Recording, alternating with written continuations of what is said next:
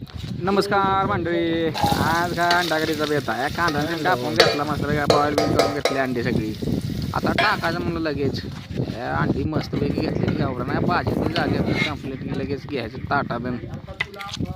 राप राप राप राप ओढायचं नुसतं दिलं पडायचं वेळ तवा ती हा नाद खोळाय काय एक नंबर आहो. थंडीचे दिवस आहेत तू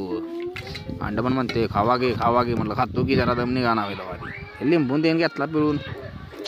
तेव्हा आमच्या भांड्याला कोण बाहेरून बुकते म्हणते टाका की मला गांडे एखादं टाका की यार हा म्हणलं मला टेस्ट करू दे तुला टाकतो बरं बरं म्हणते ती पण त्याला टेस्ट करूया एक नंबर तरी ती आली हो. क्वांटिटी क्वालिटी खायचं म्हणलं आपल्याला डी लास्ट आपण तेव्हा ती